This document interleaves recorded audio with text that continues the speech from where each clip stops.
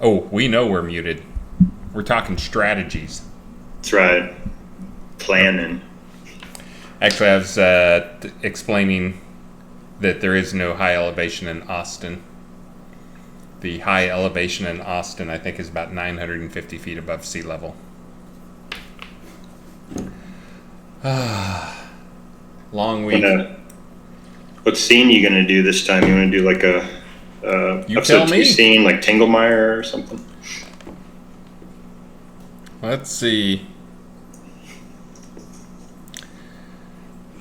You guys, how about you guys out there? You got any scenes you want us to look at?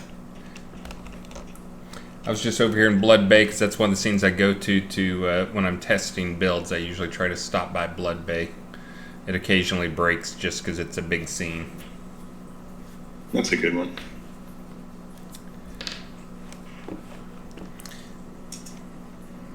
Let's see.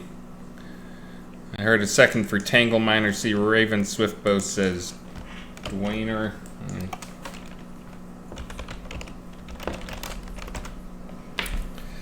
I'll go to Dwayner first, then head over to Tanglemire. Do do do do do do do do do do. You do do.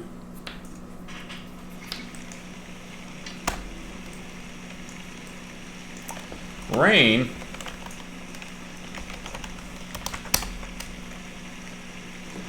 Oh yeah, you guys can't actually see my screen. All you see are little fishies. Let me fix that. Is it that one? Nope. That one? There we go. Turn that off. Is your question bot up? No, it's still... I thought I was close to having it working, and I broke Python yesterday when I was trying to do the release. If you were watching chat, I don't blame you if you didn't read every word I put up there, because that was... I always put about 500 lines of emergency junk up as I'm doing the release, but I had to roll back my Python, and I was panicking a little bit on that. That's Wizard Smoke. There's one part that Wizard Smoke normally does that I had not done, at least not for a long time, not since I got a new machine for sure. And I forgot that Python, the scripts for it that I have to run for it, only work on Python 2.7. And so I basically deleted and reinstalled. You can have multiple Pythons installed and swap between them, but again, when you're on the clock, man, tick tock, tick tock, tick tock, you gotta I'll just you do what you gotta do. As I see them, I'll paste them into chat. All right, yeah, I will get it done. And the thing, in case you didn't hear what I'm working on and why it's taking a little longer, is I'm making it so it posts any questions come up go into a channel on Mattermost, like some of our bots do right now. So it'll go into Mattermost, and that way we can have it on Mattermost, and we can have a little more history. That'd be really nice. Yeah, and then everybody can see it, and I don't have to share stuff with it. But that's what I was working on. Cool. But again, we use old Python on the project. I need to use new Python for that, and running into some problems. Do do do do do do do do do do. I think I was out here. I forget if this one, the same template I was in last time.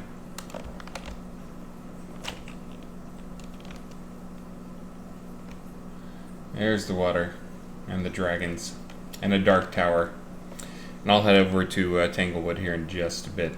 But since I'm in a pot, I think most people...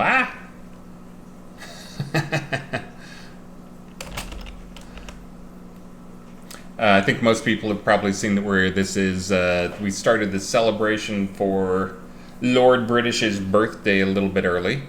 Did not fall at a great time for us. We didn't want to start it like on the Sunday and continue it on from there. So we started a week early and run it till the day after Richard's birthday. But there's pot upgrade options. There's the deed prices have gone down. I got a little spam thing I've been putting in chat that lists them all out with the link. All sorts of stuff. The other thing is I've not checked the metrics on it. I probably should go check the metrics, make sure everybody's getting them. But tried doing a few new things, trying to get, again, make sure and keep it fresh, even though we don't change our message for prizes except for once a month, as one guy was concerned that, what's that the same one as last week? It's like, yeah, we keep it for a month. But trying to make some of the ways we sexy up sale times, keep you guys in games. So there's actually the sale page, and actually I haven't even checked this yet, but the sale page is supposed to be 30% off. And it looks like it's working. Looks like right now the conversationalist, and it's also the rapid fire sale. So I don't think we've done a 30% off on any of this stuff before. So code is off and the items are off. So good time to pick up some of those things. Cheap, cheap, cheap. Then the other thing that's happening that I need to go check metrics on right now. Give me 1 minute. I'm looking. That is not it. Is crowns are supposed to be dropping at a higher rate. Well, they're higher, but I don't think they're 5 times as high. That's kind of its weird logic that we have in there. I may have to go and make another adjustment to make sure we can get closer to the 5x. The way that system works is it only allows the bundles to be dropped every certain amount of time server-wide. So if one is dropped within the last, and I forget what the numbers were, but I think it was maybe like 60 seconds or something like that, then it won't let another one drop for that amount of time. So that's been shortened, but that may not be getting us to 5x, because what things contain a possibility of getting crowns if there are crowns available. It's actually a pretty small chance on that, and so I may need to go turn up some numbers to maybe I can go and increase the number that dropped by 5x for a while. Key man so far. They're definitely at 30%. Yeah, maybe, because then that's something. Well, no, that would have been.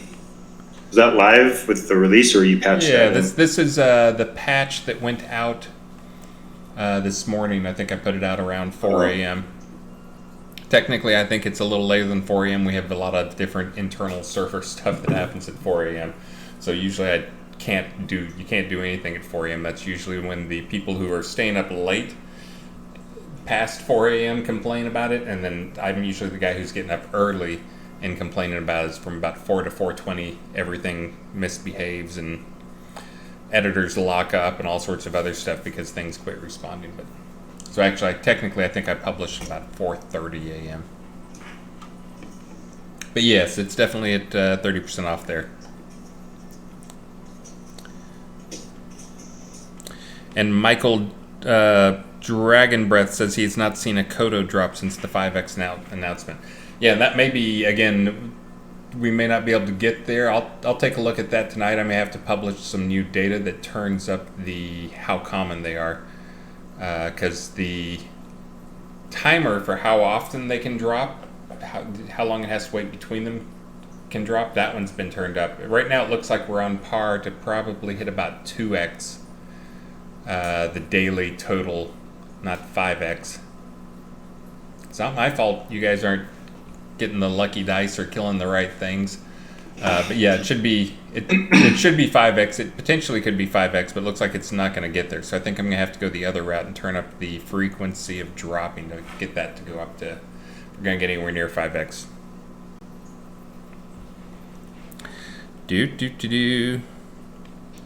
Hey, and I see Ravlox in chat. I got a bunch in the last couple hours. Good job, Gwendolyn.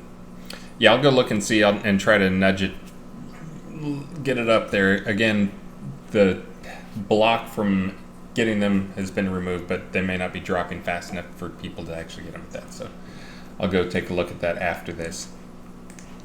And let's see, so 30% off. I'm trying to remember what other stuff. We got extra experience going on. Hey, thank you, Marsupial Gamer, for the follow.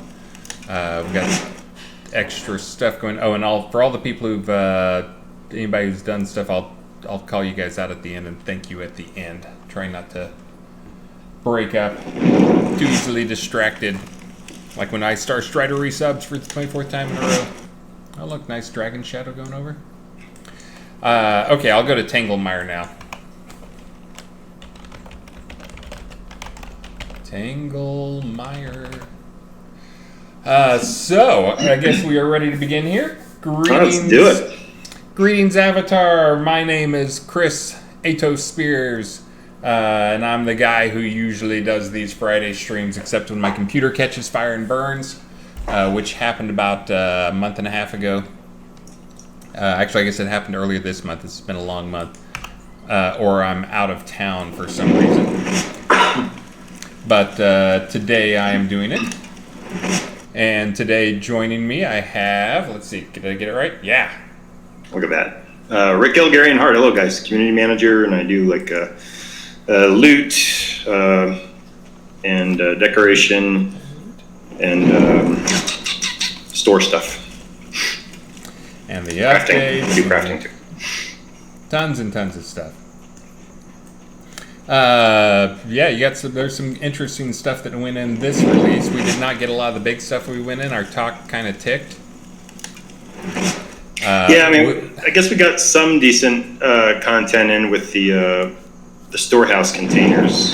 Yeah. I mean, that's a pretty significant way to trade up some of your less desirable loot for upgrades and XP and gold and stuff. So that's not too bad, and actually add some foot traffic to 9 NPC towns, story towns. So.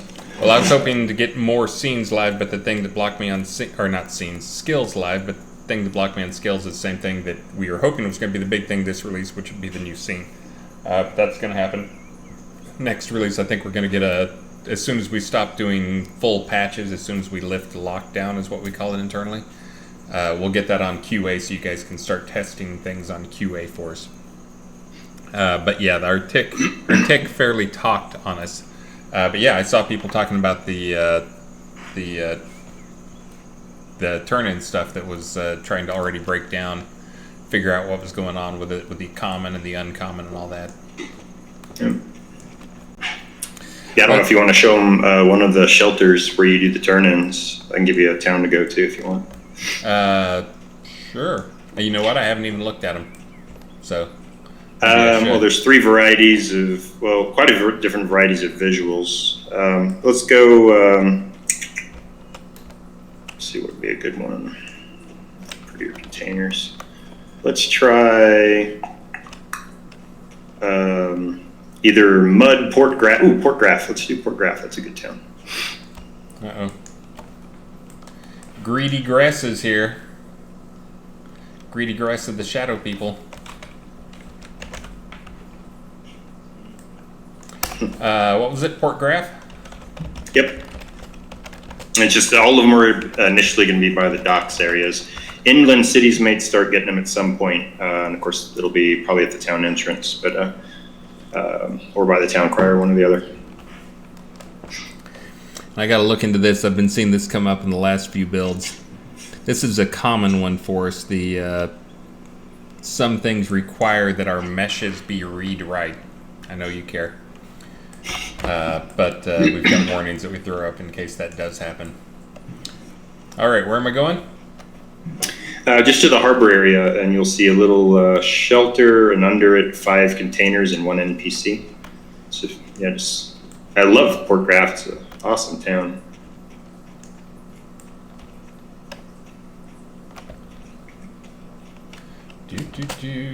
Looks like I got some more questions to paste. Oh yeah, we don't have a question bot, so we will be doing a human question bot today.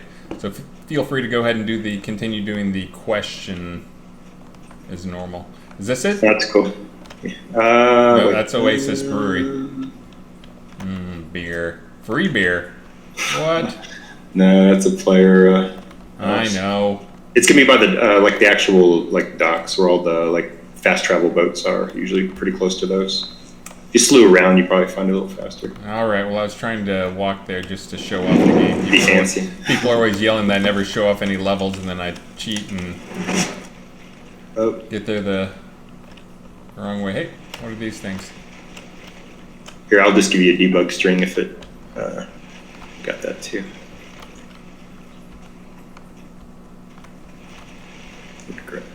All right, hold on. Let me jump over and grab that if you have it. And cuppity. Ah, looks like. Oh no, you're doing that. All right, there it is. They'll teleport you right to it. Yeah, Sanyo's the one that came up with this concept and populated up a good batch of them for examples, and he let me run with it for a little while. Then I got to help with visuals for a lot of the containers too, but it's a neat concept. Trying to make the loot and the rewards just have a kind of almost like a daily feel or a little lottery feel and stuff like that. We'll continue to monitor the input and output, that people are using with those, which ones are more and less popular, and use this as a resource for item exchanges and a whole bunch of stuff. So it's going to add us basically a whole nother avenue to providing like a daily reward to you guys and a daily turn-in. You get 4 for the common containers, 1 for the uncommon container per day, so 5 total containers. And then also, anytime we make improvements to gray or yellow supply bundles, that's actually a portion of the loot on these for the rewards. So anytime we improve those, it'll inadvertently, actually very advertently, improve the loot on these as well. Awesome. Yeah, I heard people talking about it already. Very excited about it yesterday. That was one of the first things they were trying out when the patch went live. I think people saw yesterday. For those, I don't think I really led on to you guys, but I think people on the team saw pretty much 48 or 72 hours of me cursing all sorts, manners of things, and then basically going into the night of the build. I'm trying to remember. I think I went to bed at 8 p.m. because I knew I was going to get up early, and had some builds started where I basically said, if these don't work, screw it, we won't do it. Hey, guess what? They worked, and we did it. Yeah, all manner of build issues coming into the last day on this one, and I stupidly did not do the gold candidate on Tuesday like I normally do, or at least normally try to do. Just too many last-minute tweaks. I know some of it was some of the storehouse container stuff. Sanyo was working on some last-minute polish for those things. So.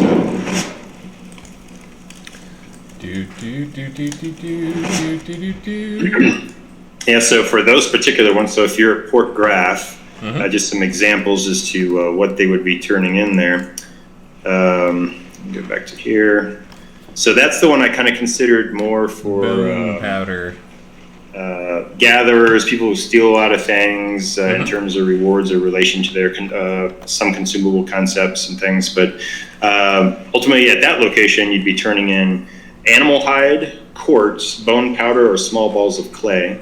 And of course, small balls of clay, bone powder, and quartz are one of the new salvageable materials that you can get from salvaging mundane items. Quartz, a little bit more accessible elsewhere too. And then for the uncommon one, at Port Graph, you'd be turning in your kobold spirits that you loot off of various kobold mobs, which is a pretty good drink, but you may eventually, if you grind a lot of kobolds, end up stocked up too much on it, and turn it in for some nice rewards. Cool. Are there more on the list to be done here?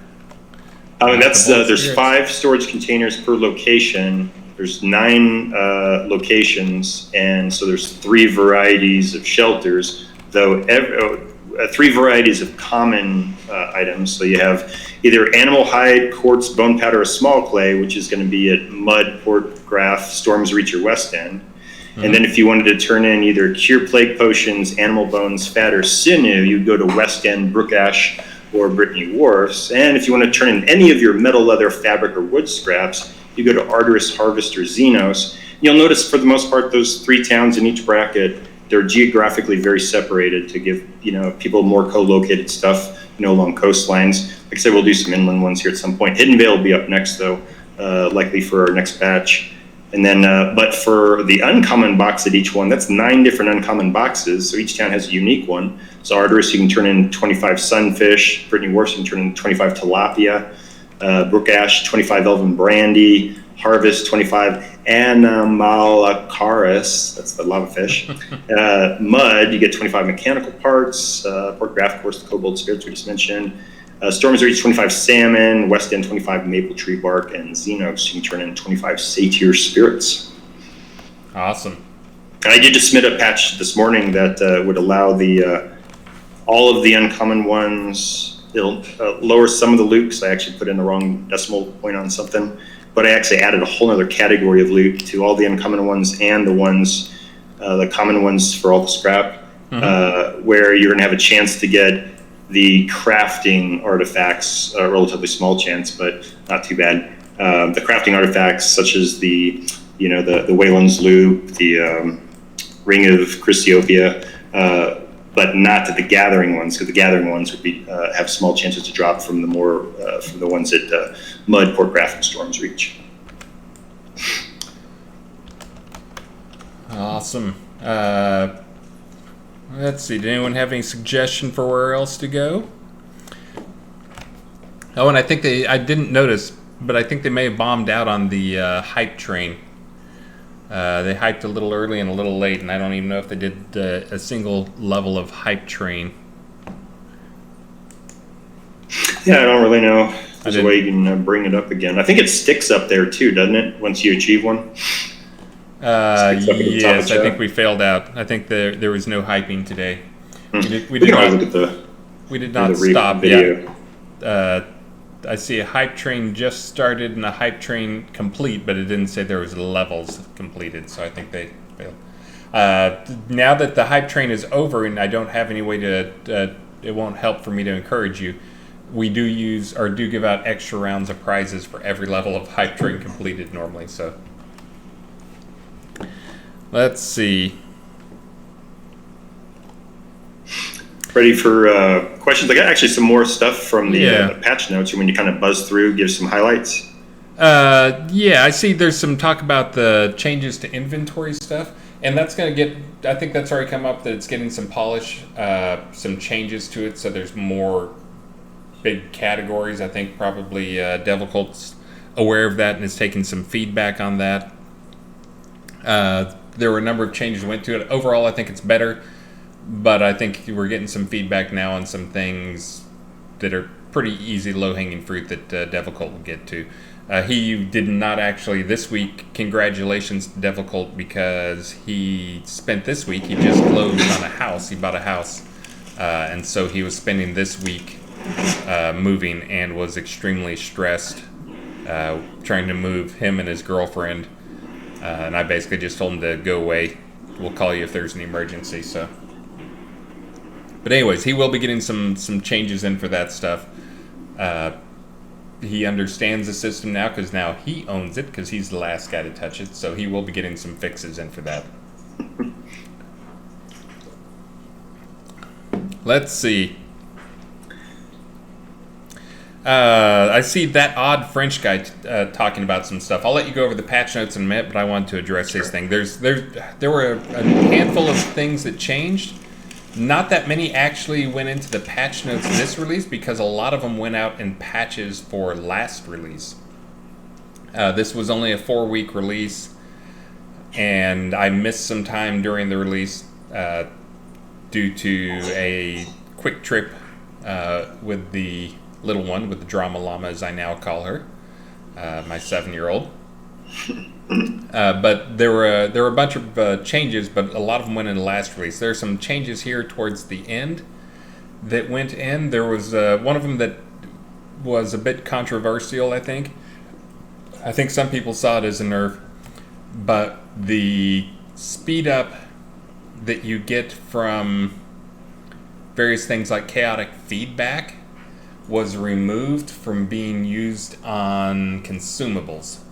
Now, there's a couple of reasons for that. One is just, honestly, the chaotic feedback, the balance for those type of speed up skills is usually the same, which is, yes, you can cast a lot fast. You can, burn through that focus quick as you cast things off, blam, blam, blam, rapid fire. But the balance is supposed to be for that feedback, or for that speed up, is supposed to be that it multiplies. You take damage based on the focus of the thing. It didn't make sense for that to work for consumables that didn't use focus. So most consumables were changed so that they were not sped up. I actually left a few of them on there just for convenience sake, but most of the ones that were combat. Now this is one that was also a hot topic, a big feedback item for people in combat. Because there was another bug combined with that made it really tough to impossible to kill some people. Basically, you just had to beat them until they ran out of potions. There were 3 healing potions. I think 3 of the 5 healing potions, and same for focus potions, that did not have a cooldown set for when they're put into a dynamic deck. So if they're being dealt out, they had no cooldown, which meant you could pretty easily build a deck where, as soon as a potion is cast, especially with chaotic feedback or something on, you use it, takes a fraction of a second with speed up going on, and guess what? There's another one, and another one, and another one, and another, and you would never run out. You'd never actually get through them because they had no cooldown. They would immediately go back into the draw pile if you know how that system works. And so some people had discovered using the correct healing potions or focus potions combined with Shield of Air or whatever, that basically they could make themselves unkillable by burning through some of the cache, some of the potion stuff. Now, the one thing that is worth noting is, so that change, I think potions are still, saw the usage fall off some, may fall off more over time, but I think people are already pretty getting used to it, that they can't just do a pure potion based deck. But the guy over here on my left, is that my left? Well, it's my left to me. But anyways, he is going to be redoing some of the potion stuff and giving some of the potions the same kind of love that he gave the food in terms of trying to bring some balance to those things. So, and we'll be looking at some new mechanics that we'll be talking about and implementing this release for those.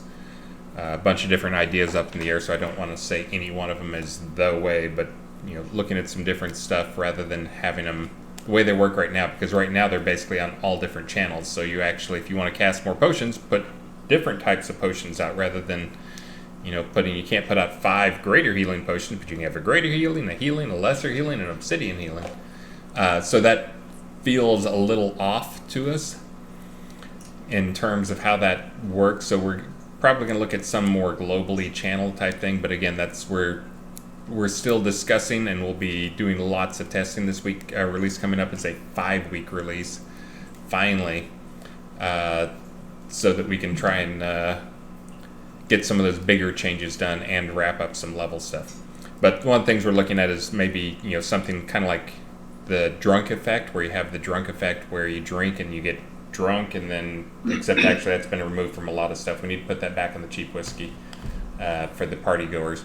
But having that same type thing where there's kind of a fullness, or something like that, where if you drink a greater healing, then maybe you get like 20% fullness, and then that slowly goes away over time. But basically moving to be a single cooldown. But again, not saying that that's how it's going to be. That is one of the things we're looking at right now.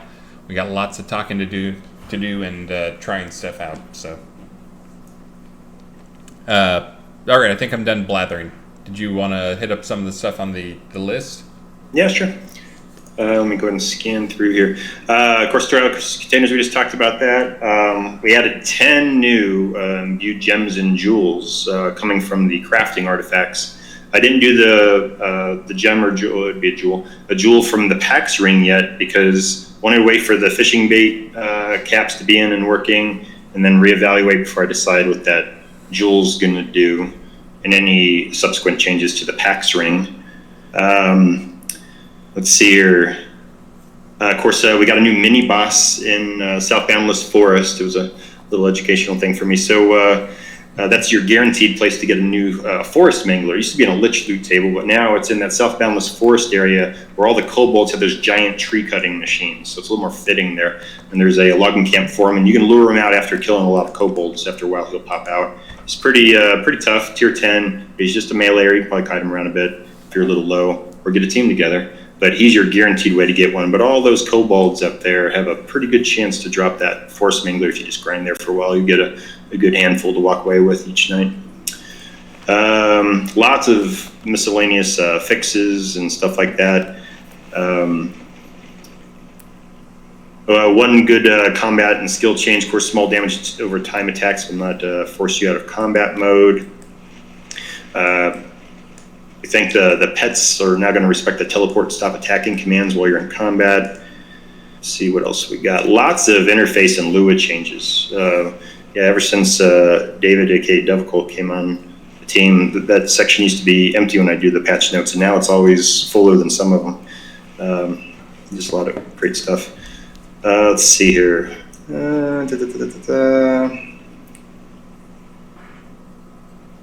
All right, so here's another big one. The Shard Falls. Out of all the PvP scenes, the Shard Falls specifically, so that's Grunwald, Verdantis, Pilatus, and Kel Shardfall. Those are capped for skills and adventure level at 100, 110, 120, and 130. Help you guys run PvP events there, or if you want to hunt there, you don't have to worry about getting slaughtered by somebody too much more powerful than you. And we'll be looking at more concepts like that for capping. And remember where you're at on the list, but I also had some feedback on that I'm looking at. I looked at this morning. There's maybe one little tech change I have to make, but someone gave the feedback of that's awesome, but what would be even more awesome is rather than it being capping you to 80, capping you to 100, capping you to whatever, is if those could become places where people could go try out stuff and maybe make at least the level 80 one, where if you went into it, basically all your skills were at level 80 rather than just being capped to level 80. So new players could come in and feel like basically put everybody on the same playing field and also let people try stuff out. So I'm looking into that right now. We're not going to do it with like the 130 or do it anything super high, but at least for probably the 80 skill level, I'm going to see about making it so it raises all your skills up to 80 in case you want to try out some new builds. Nice. Yeah, I think they'll really like that. Let's see here.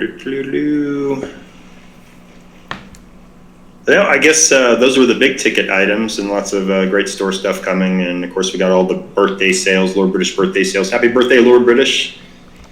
Get that little thing of Jiggly Biggly out there again.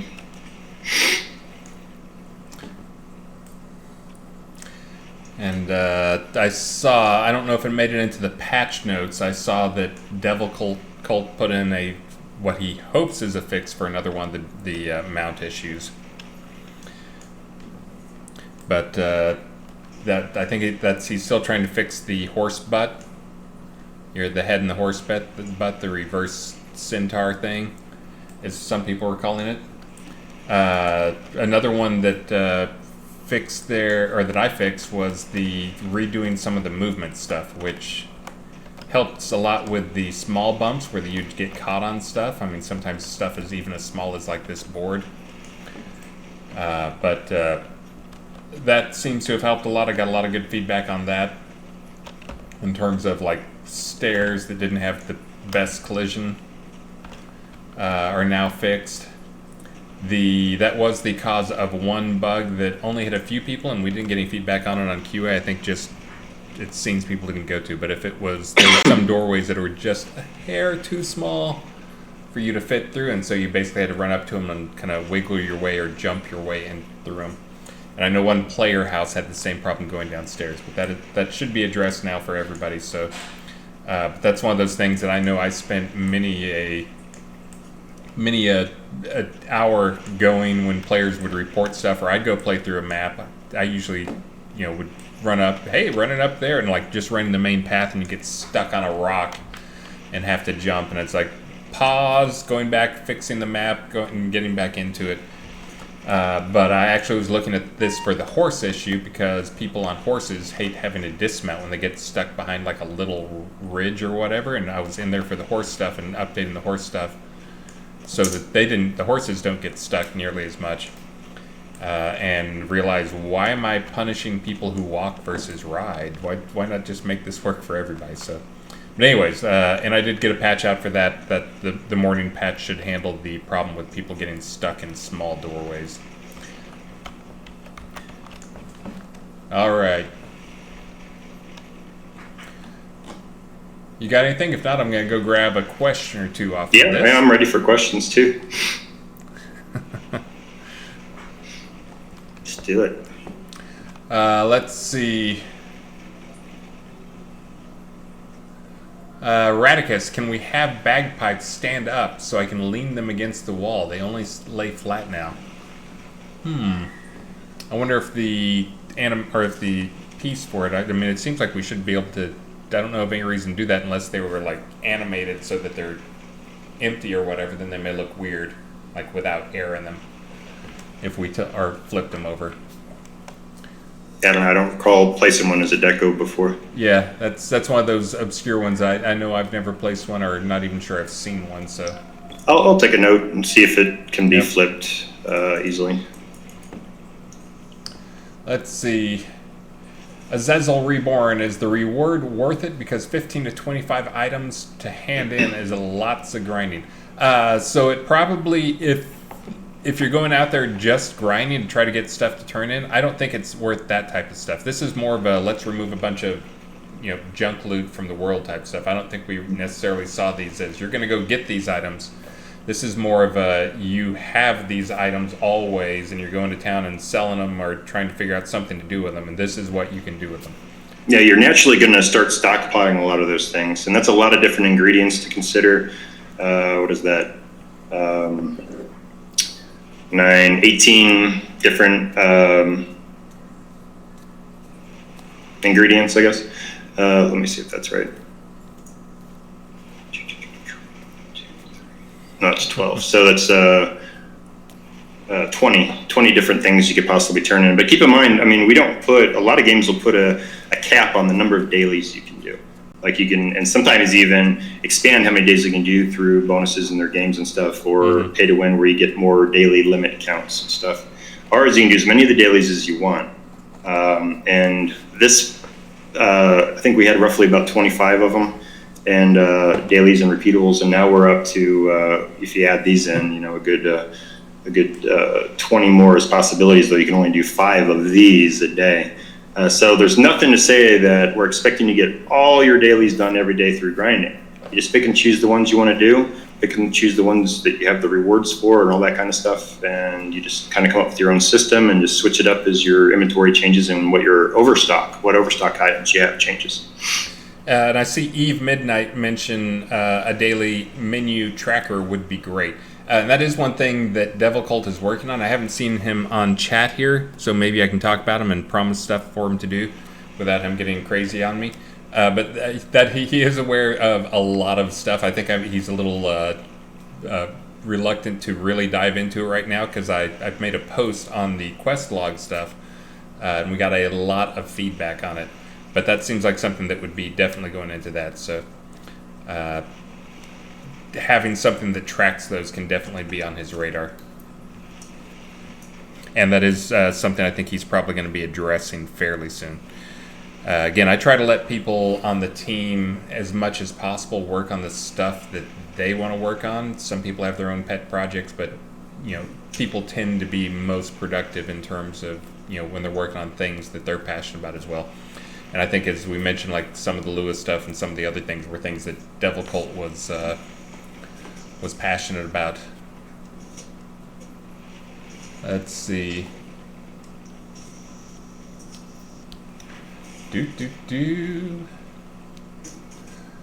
So does the fix for small bumps blocking movement fix the stairs in Celestis? Well, let's go see.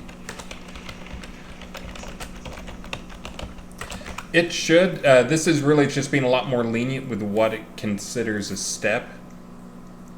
And it's something that it's kind of crazy logic, so it's one of those where it was a little scary to change with only a week left in the release before or without testing, because you never know what the side effects of something so universally used as movement is going to do. And of course, it did have one side effect, which was you can't get through a lot of the doorways now without some effort.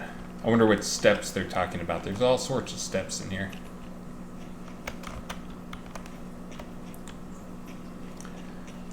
These steps. Come give them a try. It should be totally awesome now. How it should have been all along, of course. Here we go. These may be the steps that they were talking about. I know these were always ones that were kind of glitchy. And just so you know, there's a lot of the steps just like that. That's probably the ones you guys were talking about. Yeah, so normally we would make, just in any computer game stuff, we make collision when there's steps. We basically make a ramp collision for them, because there is nothing more annoying than having the camera go boop, boop, boop, boop, boop, boop, boop. But sometimes even when we do make that ramp collision for it, the ramp collision maybe extends a little too far on one side or not far enough. Trying to see if my feet are touching down for a ramp.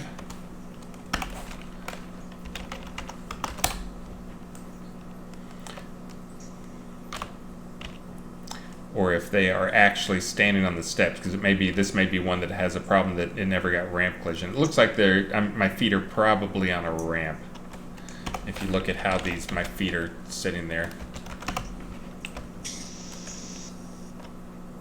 My feet are not actually on the steps. So almost no game will ever use collision for steps that looks like steps. That is always like one of those super aggravating things.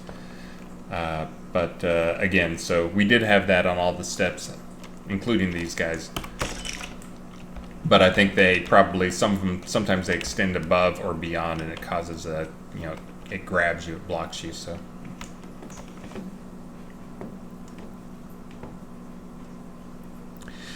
And I just saw Oops say something about the collision stuff. Yeah, when you do, let's see, when you use grow or shrink stuff, we don't grow or shrink your collision. That is Nightmare Town for everybody trying to make levels or getting stuck in things. I'm trying to think. I know there's only been a few games that actually did the shrink and grow type stuff, but I know like EverQuest, when you would shrink and grow, that was one where they would actually, you could shrink your collision size and get places you weren't intended. But we did not design levels with that in mind for players to be able to get places. And in EverQuest, it caused problems too, where you could get stuck in places and there's no way to get out of it. Let's see. Got a question from Candace. And I've heard there's a few folks mentioning this because I think we were at 50% XP before, and then it just immediately bumped to double. So maybe it's not feeling like double to them. I don't know, but I think it is not double. There's one more change I saw that I have to do. I need to update some. We've got like 3 different things I published for the server, so I still have one more thing I've got to get out there. I will get you get it to double XP for the sometime this weekend, hopefully tomorrow, assuming the builds cooperate. And so you'll get at least a full week on double XP rather than 50% bonus XP. Oh, and I'm in giant form here to demonstrate that yes, the collision does not change. Your visuals change, and that's all. So the growth stuff and the shrink stuff is really just for fun. Also does not give a combat bonus of any kind, despite me being big. Even my vertical, I think, doesn't increase. So.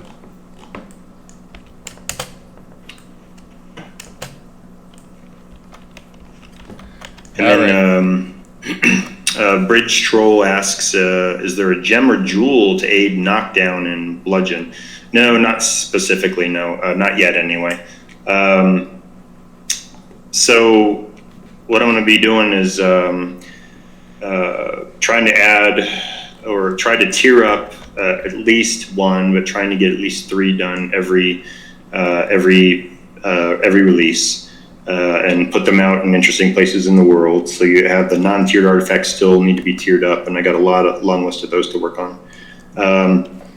And so that'll add some possibilities for stat changes, but what I did with the food is I tried to make all the food at once and fill in all the holes immediately. But then what that didn't allow for me to do is analyze where those same buffs were in other systems, like special enchants or item effects from your components or consumables and stuff like that.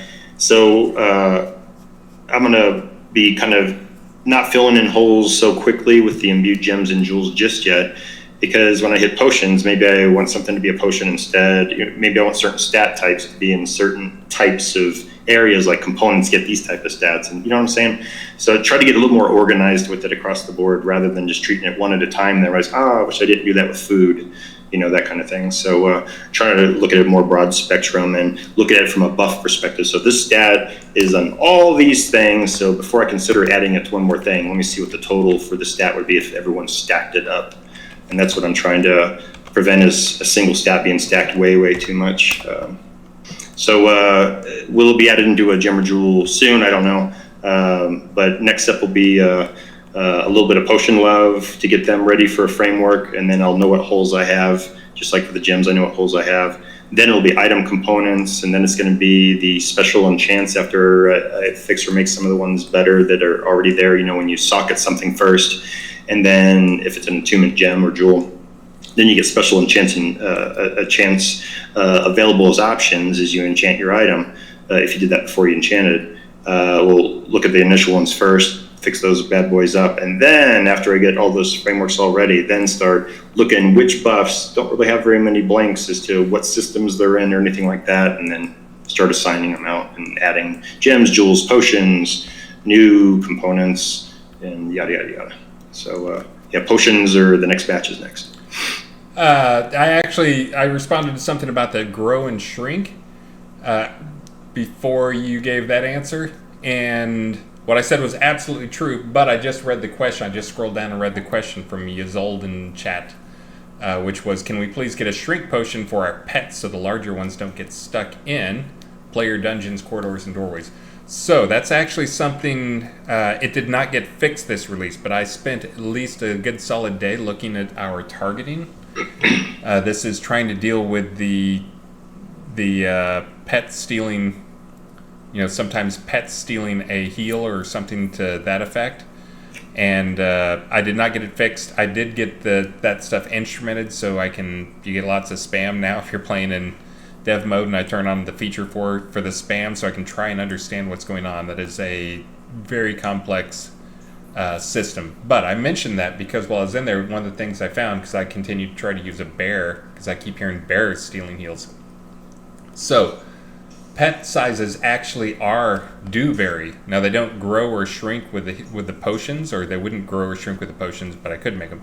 But the thing I need to go and do is pet sizes, despite the pets being larger or smaller, they need to have collision sizes that match up with the player, is kind of what I'm leaning towards. It's causing a lot of problems. So a lot of times getting stuck in dungeon doorways may actually be the pet being larger than it should. There's two things that can cause that. One is the pet is much larger than the player for their collision size, which is the case in a number of them. And that causes problems because then your pets get stuck in places. You walk around and your pets and you have to teleport them. It's just annoying. So the other thing that can cause that is having a nav mesh that doesn't support them. There's actually a couple of the pets. I think Obsidian Bear was one of them that had it, but a couple of the pets are basically treated as large creatures and have trouble navigating in many scenes. And I think that's one of those I just need to go in and downsize their collision so it fixes that problem. Now there's a third case that could be a problem with those things, which I know there's some issues with it, which is player dungeons. And for those who don't know, when you make a player dungeon, it's trying to generate nav data for that on the fly and stitch that data together as you add or do things. So pets being smaller, you shouldn't need a potion. I'm going to try and take care of that.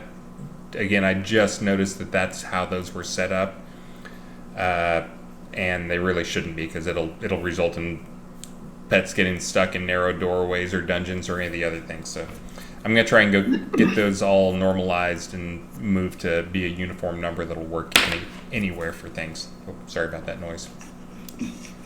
I got one from Spinock the Gray.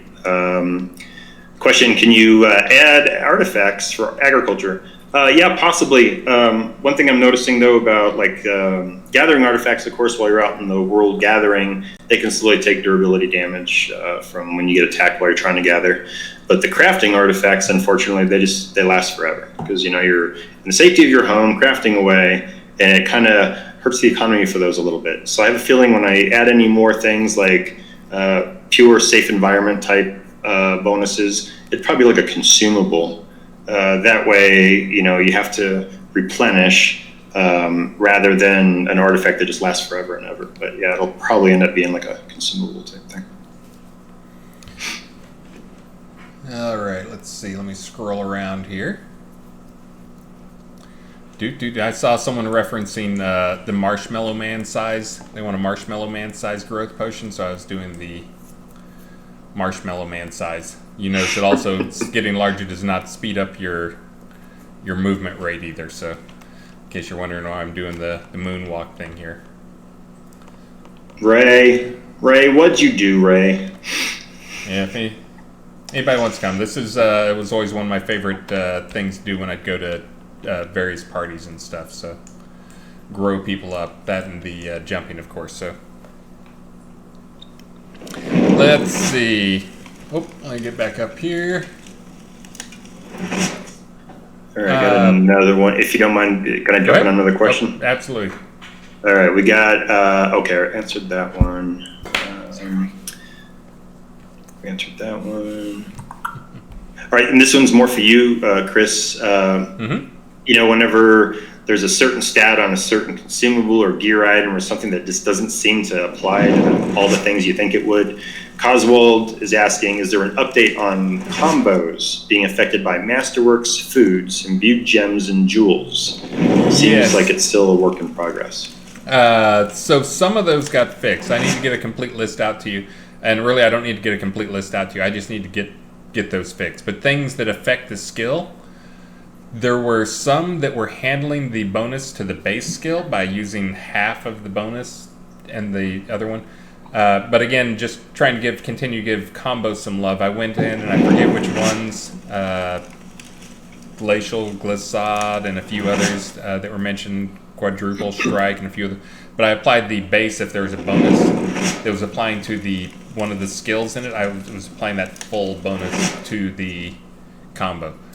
I did not get through all of them. I did do the ones that I think some people were asking for. So those should be in there, and that's another one that I'm going to take some more time to go through and try to get those bonuses on everything. I also made a few tweaks to some combos, but they actually look like they're getting pretty close up there. Oh, just did a little shrink. But yeah, I'll try and get the rest of the bonuses, the combos picked up with the bonuses. The honest truth is I don't control all that stuff anymore. As I've handed it out, I'm not even sure what all the bonuses are that are being applied to some of the root skills. So that's one of those things I'm having to go and research a little bit, which is why it was taking a little bit of time. So, got one from Save the Grill, one of our ever so famous master of the arts. He's won some video and screenshot contests. For the small balls of clay and the fish turn-ins that you were just talking about, is there a place I can get more info on the locations for turn-ins, et cetera, that I can look at at a later time? Yeah, the main update has a listing of all the locations. Keep in mind, currently they're all going to be in the docks area of these 9 towns. But just go to that first article, Save the Grill, is related to the storehouse containers. Now, there's a link. Now, the small balls of clay specifically, I just did a search and realized I might have forgotten to put in the patch notes more places I added small balls of clay to. So you get them by salvaging ceramic items that you steal or getting loot like ceramic pitchers and bowls and plates and stuff. Yeah, little immersion breaking that you can actually get clay back from ceramic. But New Britannian ceramic has special properties that allows you to do it. In any case, you also can get them kind of like how gem fragments drop from gem nodes, where you sometimes get a full gem and fragments. Well, if you harvest a clay node, you'll get little small balls of clay, and sand and earth elementals now drop them as of R91. I might have forgot to put that in the notes, but yeah, go kill some earth or sand elementals or harvest clay, and then salvage your ceramic items, and that's what you get them. Now, currently, there's no actual recipes for it, so this is the first use for small balls of clay, is that daily turn-in. And I'll be adding recipes as time goes on. Probably hitting up quartz first for the potion work for special flasks. That'll be more of a gold sink for the higher-end potions. And where you'll be crafting your flasks with partially quartz and partially a merchant item. Yeah, small balls of clay will also like replace a few things in recipes that just doesn't make any sense. They're using a huge block of clay and it'll just tone it down to a small ball of clay. Some glass recipes may change from fragments to be in quartz, and then allowing us just to use fragments for colored glass recipes and stuff. Stuff that'll be a little bit more down the road, but just an FYI.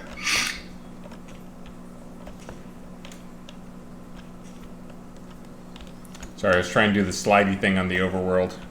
Oh, no worries. I've got another one. Irish Eyes asks, how does the POT upgrade with crowns work? If you have a city size, what is the amount of crowns and how do you pay? So first, the easiest thing to do for a Kodo upgrade, since it's a purely manual process, and I help people along just to let them know how many Kodos they need, but it's basically a 1 Kodo to 1 penny translation.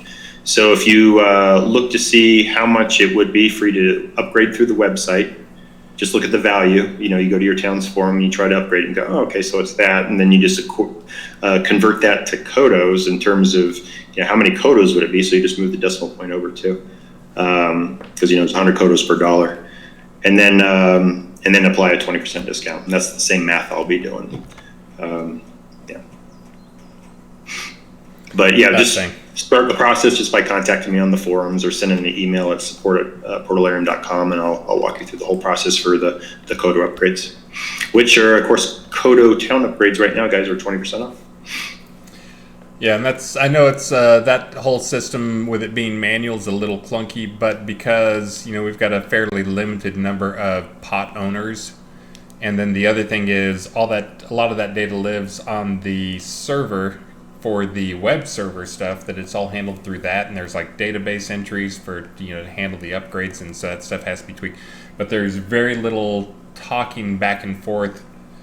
The game server will ask for stuff from the web server for the database stuff, but it's pretty limited in what the traffic is on that due to security reasons. I think I've talked about this before, that just due to GDPR reasons, privacy reasons, we keep nothing at all player, data really on the, not player, well, I guess player, you guys, user.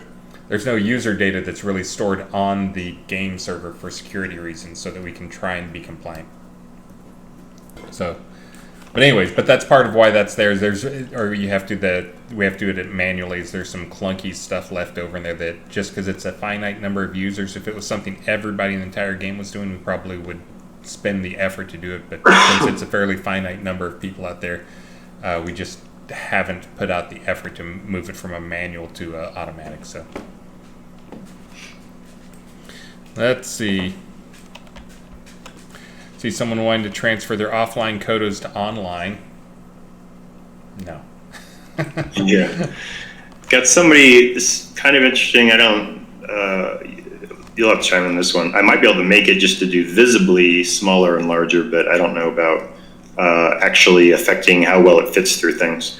So Why Sold on chat asks, can we get a shrink potion for pets so the larger ones don't get stuck in player dungeon quarters or hall? That's the one I mentioned before. Oh, you did answer that one? I answered it, but it took me about 5 minutes of babbling to answer it in my usual form of explaining all the different ways that pet movement can break and why that wasn't a problem, or that wasn't how it worked for players, but for pets, we need to just shrink the pets down. That was that long answer.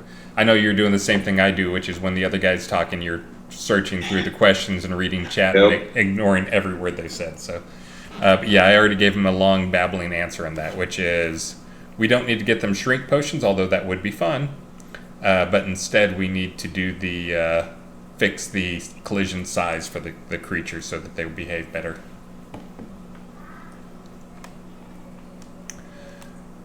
Let's see, Radicus, I don't think you've answered that one. I think you just threw it up there. How about a slot in the character sheet for a favorite mount and key command to activate quality of life stuff? Lol. Again, that's stuff for Devil Cult this week. This release, again, I think I mentioned it. We all have busy stuff going on with lives, and his busy stuff for this week at least, and some of last week was packing up for a move and moving into a new house, which they just closed on.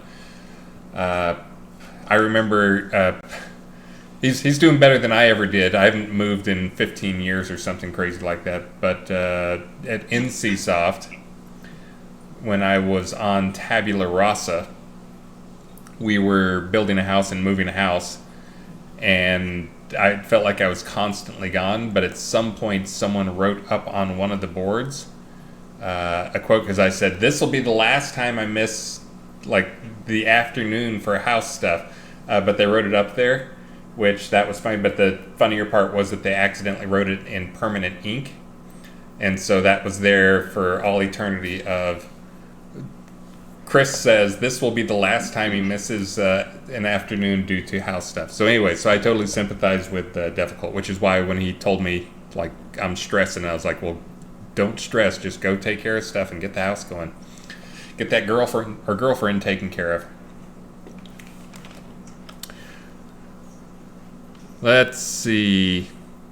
Got one here. Zazel Reborn asks, can we get a recipe for unsocket, please? And this is asked quite a bit since we have many gems jewels. The big problem with that is that attunement gems and jewels give you special enchantments that you could have applied to the item. And then if you unsocket that and then you socket another attunement one, then you get that special one, et cetera, et cetera. And then also restoring the item back basically to its unenhanced state, depending on which enchants you picked. That's tricky. It's not as easy as it sounds, and I hear it mentioned a lot. And I don't know, Chris, if there could be maybe it resets the item with a durability loss or something. Where I don't know. I really don't know what a good solution to that would be. Remember, like 3 minutes ago, when I was saying that when the other guy's talking, we're always ignoring what they're saying and looking at questions and stuff. I was not looking at questions. I was actually trying to get the prizoning going, because the that's cool. last 2 weeks we've had problems getting the prizoning stuff done, and I happen to know that I have a very hungry 7-year-old. And that I can't go over too late tonight, so I was trying to get the prizoning going. So definitely a good answer for this one, though. It's something we want to do, and hopefully we can get to it in some way. Maybe just kind of a creative, outside of the box way to make it happen somehow. Let's see. Hey, it looks like our prizoning is going to work today, and I don't have to go and cut and paste and try to hand edit stuff. Tina O'Neill asks, can we get food tooltips to show the number of slots used? But I thought that was in there. I don't know. That's not. It's definitely not in the. We can put it in the tooltip for sure. We can put it in the description of the. No, it's in the tooltip. But I've heard mentioned sometimes too that a localization thing could cause some issues with that. But with tooltips here and there. But in any case, I'm looking right now at Dragon Stew, and sure enough, food buff slots used is 3. It's right below the cooldown line in the green text. Yeah, and I was going to say, that's probably one people would have been complaining about before now. But yeah, you're right that the localization stuff could be a problem with it. Let's see. All right, well, we got some prizes here. Good news. This is probably the best news you guys are getting all stream long. I'm not going to sing. Apparently John Marcus decided to go to bed early tonight, so I will not be singing and torturing you, which is, I had a song even picked out, so. But I do need to thank some people anyway, so let me go ahead and thank some people. Thank you, Serpent Twine. Thank you, Versago2099 for 5 gifted subs. Din Haru, thank you, buddy. No Face Press. Sewer Suzor, thank you twice over. Extoffer Kerr Avon, thank you for the follow. And some more Sewer Suzor doing awesome stuff. Radicus2K, another one of those names I've seen forever and ever and ever. Darton Obscuro of the Obscuros. Thank you very much. Skeggy Media, thank you for the bits in the raid. Treasure Pile, awesome name. I'll say it every time I say your name. Thank you for the 200 bits. Icewing, thank you. Icewings99, thank you for the follow. Slipstick Lemur, thank you for the resub. Aaron Pope, resub. iStar Strider, thank you for the resub. Marsupial Gamer, Skeggy Media, oh, already did that one. And Tular Fairlow, Warhammer for the follow. Mossy for the follow. Mian Mithu 27, thank you. That's why we don't do it during the stream. We'd constantly be interrupting us. So thank you all. Thank you very much. We do have some prizes to do here. We want to get in one more question each or one more answer each before we jump off and do the prizes. Oh, yeah, there's actually not too many more. I think there's only 4 more that we haven't answered, maybe. Okay. Got.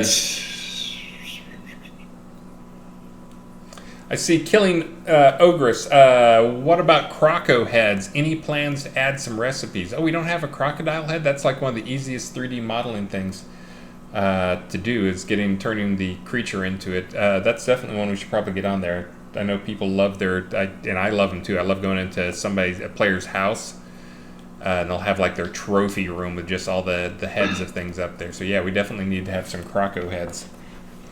I saw Damon was reading earlier. Also got one from Killing Progress, and that's a question about deed prices, asking if there's some sort of deed price listing, that kind of stuff. Well, let me just tell you right now, deed prices are rather slowly in flux. We're doing a very gradual realignment of deed prices that have been going on for months and will continue to go on for months. When the dust settles, you'll have a very uniform, predictable upgrade path in terms of, well, that one to that one is always this percent larger and stuff like that. And it's going to be very, very uniform. And there's going to be a lot of work done on the actual upgrade channels themselves. So you're not going to be, well, why can't I upgrade to that type of deed from this type of deed and stuff? The only ones that will be sacrosanct and just untouched, they can only upgrade to each other, of course, will be the founder deeds. Yeah, they'll be very preserved in terms of the fact that they are the only tax-free place anywhere and can be put on the water lot deed, and that'll always be there for those. All right, I forget. Do you want to announce prizes, or not prizes, fishing stuff, and then do? Oh, and then do the stream prizes? Yeah, sure. Okay. All right, let me scroll up a bit because I pasted all the stuff in here. Alrighty, guys. So the R90 fishing contest winners, and I was looking at the data this time and noticed that, well, 2 of the winners out of these 4 brackets of 4 possible brackets of fishing contest stuff fished the most fish in that bracket. And then the other 2 brackets, the top winner wasn't even top 5 for the most fish fished in those scenes. So it's definitely a good mix, and I see some new names in here. So for the largest player-owned town fetid water fish, we'll do 3rd place and work our way up. So winning a trout fish mask, a large bronze fishing trophy, and the Master Angler title, Zeke Lautrec, congratulations. Woo! With a sturgeon fished out of Iron Hall, measuring in at 2.552 ambiguous units. Then 2nd place, winning a player-owned town rollout deed and a large silver fishing trophy, and the Master Angler title, Randall Thor fished out a sturgeon out of Iron Hall, measuring in at 2.615 ambiguous units. And then we've got the 1st place winner for the POT competition. That is Papi, P-A-P-I-L-L-I, Papilli maybe. Fished out an alligator gar out of Crafters Town, measuring in at 2.682 ambiguous units. Congratulations. And then we got the largest NPC town miscellaneous locations fish. 3rd place wins a trout fish mask, large bronze fishing trophy, and a Master Angler title. Cambria Stormland fished out a king salmon out of the Lad's Lighthouse, measuring at 2.359 ambiguous units. 2nd place, player-owned town rollout deed and large silver fishing trophy, and a Master Angler title goes to Mogul Razdunk, fished out a bluefin tuna from Exeter, measuring in at 2.892 ambiguous units. And 1st place, player-owned town village lot deed, large gold fishing trophy, and the Master Angler title to Proudfoot Underhill. Fished out a tiger shark, 3.908 ambiguous units out of Exeter. Congratulations. Congratulations. And we still got the PvP ones, the lava ones. We still got the treasure hunting contest, and we got the screenshot contest. So, all right. So let's go to third place for PvP. The Trout Fish Mass Large Bronze Fishing Trophy and the Master Angler title. Atticus Griffin Hart fished out a mahi from Disborg Ruins, measuring at 2.338 ambiguous units. Second place, player on town roulette deed, large silver fishing trophy and Master Angler title. Beverly Crusher's cousin, fished out a marlin out of Disborg Ruins, measuring at 3.23 ambiguous units. And first place, player on town village lot deed, large gold fishing trophy and a Master Angler title goes to Asmodi Mool. Fished out a tiger shark out of Disborg Ruins, measuring at 4.915 ambiguous units. Congrats. And lava, the largest lava fish, third place, trout fish mask, large bronze fishing trophy, and the Master Angler title goes to Luan Zhang. Fished out a plesiosaurus from Kel Passage, measuring at 6.001 ambiguous units. Second place, player on town roulette deed, large silver fishing trophy, and the Master Angler title goes to Rosmarin, fished out of Dunkleosteus out of Oracle Colossus, measuring at 6.348 ambiguous units. And first place, player on town village lot deed, large gold fishing trophy, and the Master Angler title goes to Yig Endymion, fished out of Mosasaurus from Oracle Colossus, 7.064 ambiguous units. Congrats. And just keep in mind, you may see some aberrations if you fish in a lot of these places, like, oh, wait a minute, I had a fish bigger than that, blah, blah, blah. Well, like, it's because you won one of the contests, and I just give you the biggest prize that you would have gotten in any of the brackets, and then you're disqualified for the one you would have won a lower prize for. So it's that's one of the stipulations of the fishing contest, is there's all the winners will be unique each round. All right, so the treasure hunting winners, this will be a little shorter. We only have 2 brackets for that. The R90 PvP location was Kaz Ruins, and players were competing to loot the most obsidian chips. Well, third place, winning a small gold pile decoration, small PvP shard trophy, that's a sword and a stone. And, no, I'm sorry, that's the glowing, purple glowing shard. And, and a title, the winner is Fetid Surdity. Congratulations. And second place, player on roulette deed and medium PvP shard trophy. And the title goes to Cephald de Magica. Congratulations. And first place, player on town village lot deed, large PvP shard trophy, and the title goes to Vesper. Congratulations. Woo. And so the R90 PvE location took place at Oracle Colossus. Players were attempting to loot the most onyx fragments, and they'll be awarded the following. The third place winner, a small gold pile, small sword and a stone trophy, and the title goes to Michael Berg. Congratulations. And of course, if you want to learn more about these contests, they're on this page, by the way. For the second place trophy, the player on town roulette deed and the medium sword and stone trophy, and the title goes to Marguerite. Congratulations. Marguerite actually would have been second place for both of them, but then again, I just picked her for the PvE one. Marguerite, if you hear this and you would prefer the other trophy, just let me know and I'll send you the one for PvP too, since you could have had that one also. So first place, player on town village lot deed, a large sword and the stone trophy, and the Master Angler title goes to Pythia. Congratulations. And the screenshot contest. Are you geared up to be able to show these, or is it going to maybe. Hold on. To on. Scroll up a bit. There's 3 of them right next to each other. First is on top, third's on bottom. So the third place winner for the R90 screenshot contest goes to Scan4. Congratulations for a great image of his living room using some of the new water lily vases, or lily vases rather. He wins a tradable player-owned town roulette deed and the Master of the Arts title. Congratulations. Almost there. And of course, I'll put these all out on social media. We didn't have any video contest entries this round, guys, so I left up the same criteria other than the release numbers changing for video contests. Looking for people also to do introductions to crafting videos and crafting videos related to tutorial, or just just showing how awesome it is. You said Scan4. I can show. Let's see. Oh. Nope, hold on. Transform. Stretch. Move that all the way up. There we go. Bam. Oh, nice. There we go. Cool. Yeah, and you can see all the new vases there in the background. So that's one of the criteria for these screenshot and video contests. Either do new content or the special objective. The special objective for screenshots this time is the same as last time because nobody submitted any Tanglemire screenshots. All right, so then we've got for the second place winner goes to Lilith Ian for a great picture of, and this was a little bit of a stretch, but it was a tech change to just a decoration where, and so I know it's a new screenshot also. The Cobalt Distillery thing can now allow a decoration to go on top of it. And she did a great job, and it looks like it really kind of shows off the feel that we have a brewing system in this game, which we do. So it'll be a nice one to share on social media.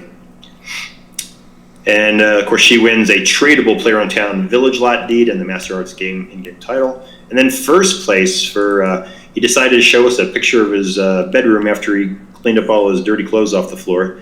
Owlsley, congratulations. He wins a tradable player-owned town lot deed. Player-owned town lot deed. Stress the lot, wrong word. And the Master of the Arts in-game title.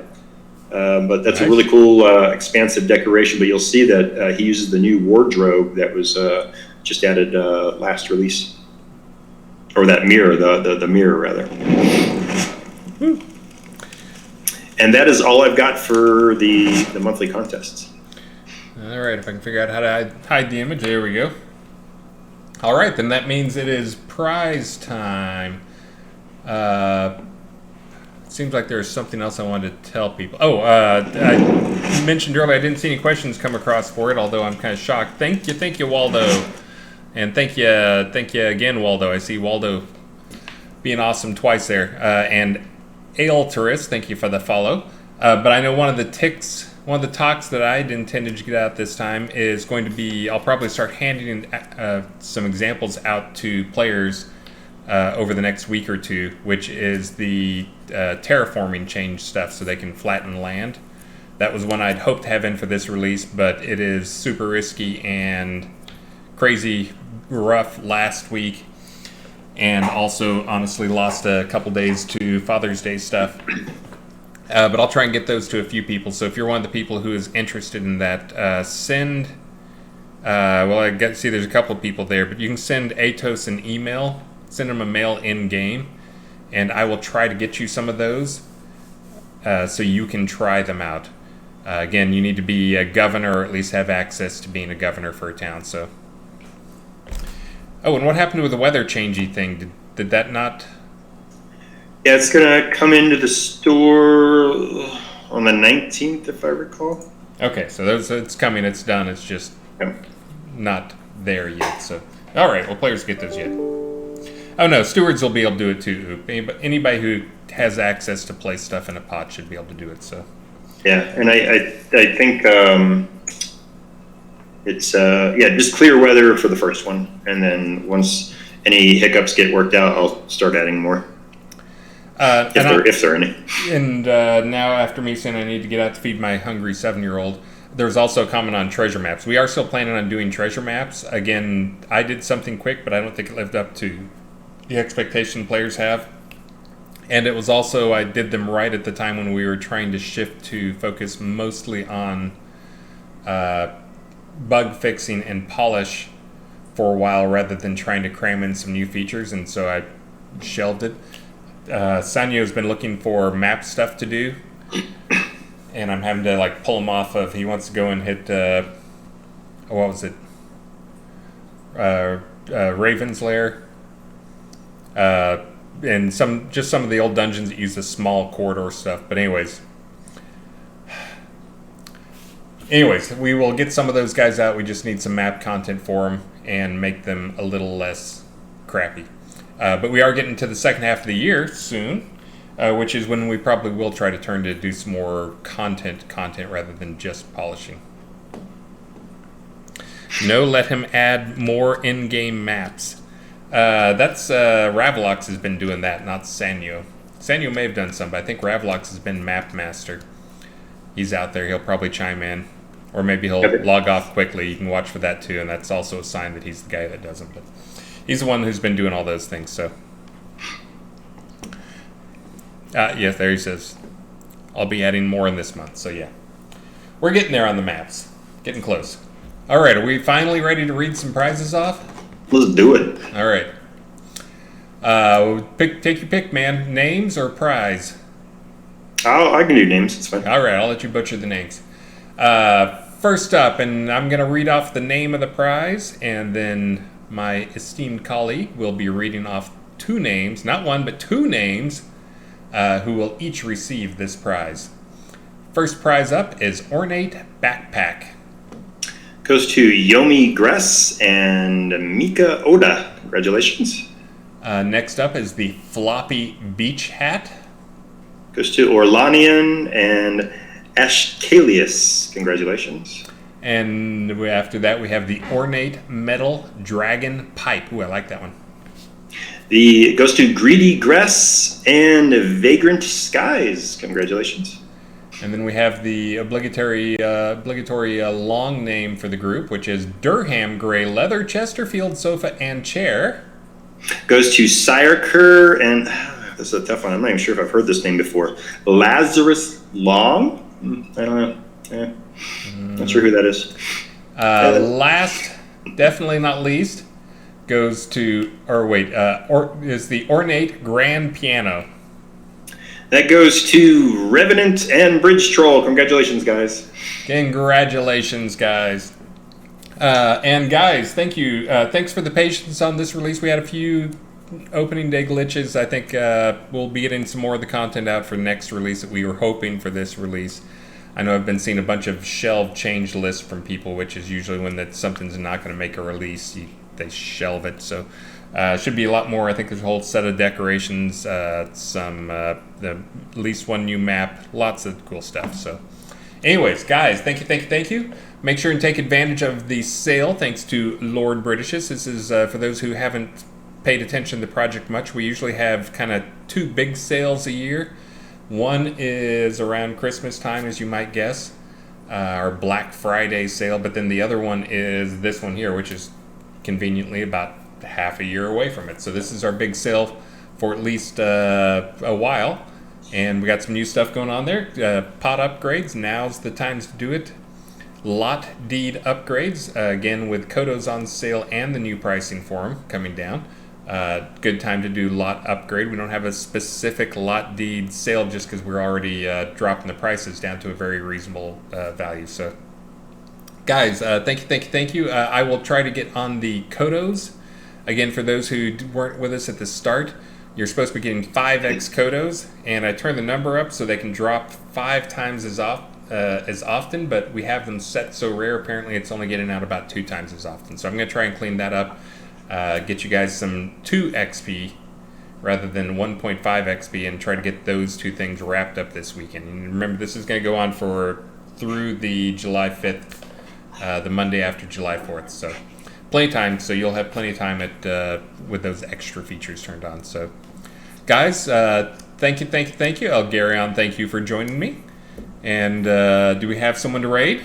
We've got 6 to choose from. Coswald Dirthmeyer, Silver Tree Consortium, Revenant 84, That Odd French Guy, BJ Weiler, and Serial Gaming TV. So some really good options there. Yeah, I was going to say. Wait, hold on. BJ Weiler's a rerun.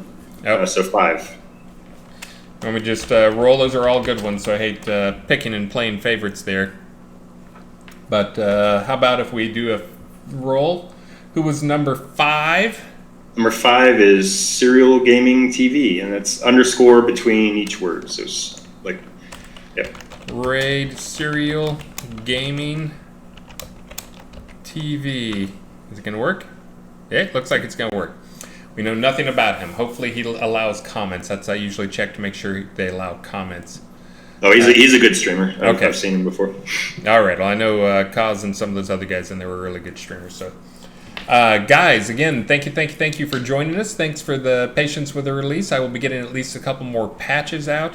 And again, we'll start turning on some of these things we were hoping to have out this release for testing during the next 5-week release. Finally, a 5-week release. We've been having these 4-week releases over and over again. I'm ready for it. But I think that's it. Are we ready? All set. There's no singing. This is so weird that you guys are going out without any torturing. So Yeah, rest the voice. maybe next time. I had a great song picked out. So next time though, guys, thanks and stay safe. And we will see you next week. Rating, and we have rated and waiting for it, and okay, now I think I can end the stream.